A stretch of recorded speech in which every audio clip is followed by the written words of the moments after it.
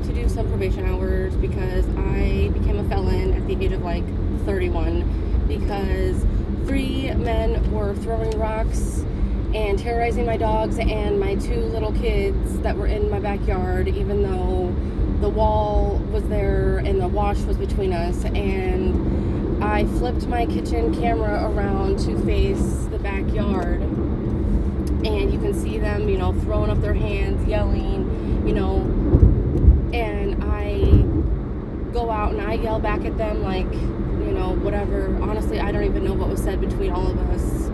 Probably some stupid bull crap. And then this was in July of 2024. And so I was coming up on the 3-year mark of my newborn son's passing. It was a very tough year. I was in a mentally and emotionally abusive relationship that I did not know I was in at the time. That's a story for another whole nother time. And I made a bad judgment, I went into my safe and I grabbed my weapon and I walked out back, and my camera caught me walking out back with it in my hand and those men running away. I called the police, they called the police. Police were dispatched to both locations. I provided my video of what happened, my accounts of what happened, and they also did the same thing. One of them was 17, about to be 18 in 2 weeks, 3 weeks, so had to call a parent. The mom was very upset, obviously. I got the body cam footage, I got all of the records, I got everything. On the body cam footage, there's several of the officers are talking to the mom about how Arizona is a right to defend, and if she felt threatened and whatever, that he could go out in his backyard and wave his weapon around, and nothing could come of it because it's a free type state, whatever he was saying. Okay, I have it all on a flash drive, I have it, I can somehow upload it if needed. I mean, I could figure it out. Anyways, and that, I never pointed it at anybody, I never, cocked it, the safety was on, the chamber wasn't even fully connected to it, it was more of just a,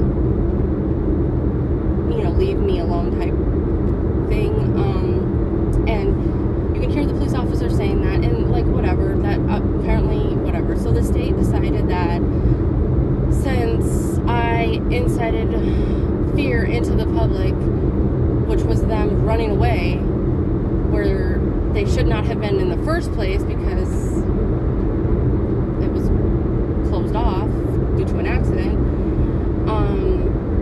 and whatever, the state decided, to come after me. Again, it was 3 years after my son had passed away. I was intensely grieving. A week after this whole incident happened, I ended up trying to myself by ODing and going down the street and not across the road. If you know, you know. And I was very disappointed when I woke up the next morning that I called the crisis line and I admitted myself into the hospital for a week.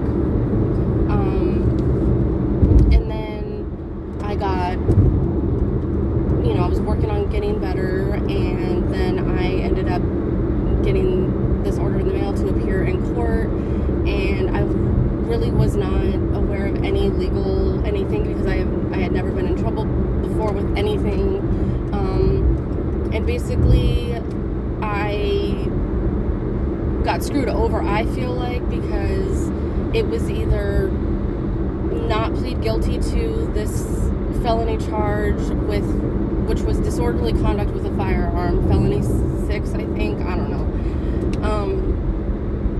I got sentenced to a felony on my record. I have 2 years of probation, 50 hours of community service, and I have my fees and fines that I have to pay. And I'm not against doing any of the community service hours, the paying the fees. I'm not against any of that. What I'm against is the charge that I'm labeled with, because what I did was not aggressive. I didn't like rob a bank. I didn't like, go into like a parking lot and, hold up my firearm and like fire it off or anything. Like, I was defending my kids. I was defending my animals. I was defending my house in my eyes. At that moment in time when that stuff was happening, that is what I was thinking. I was given 2 options: plead guilty to the felony and take the charge, get these things, or I could try and take it to court and get 20 jurors, and 18 of them don't see it from my side at all. They sentence me to guilty, and I go to prison for 20 years.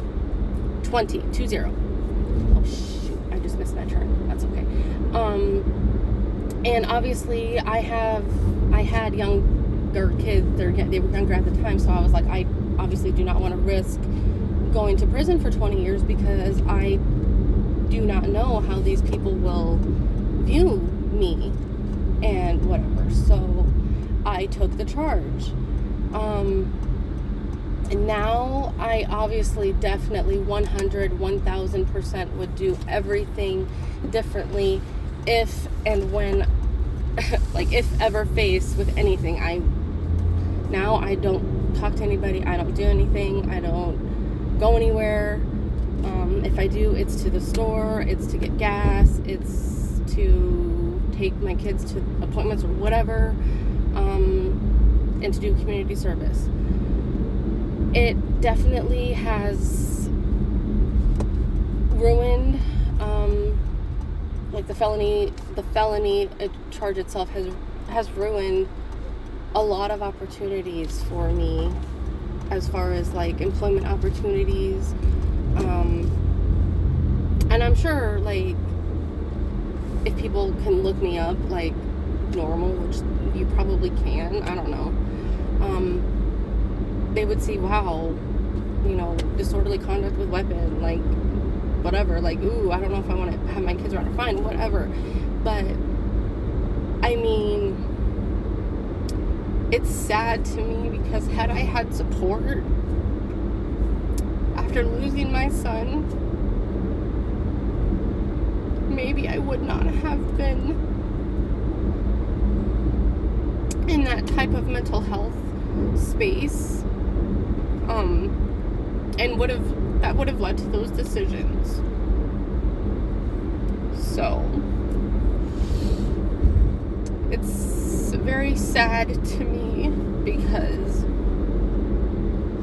my kids have missed out on opportunities to do dance class or just anything because I can't get a job because of the felony charge on me. But I'm coming up on 2 years of being on my probation. I'm finishing off my community service hours. I'm paying all of my fees. I did, whatever they recommended. I did mental health evaluations and classes and stuff, and I did all of that.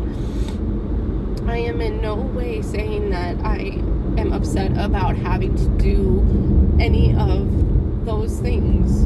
I'm upset that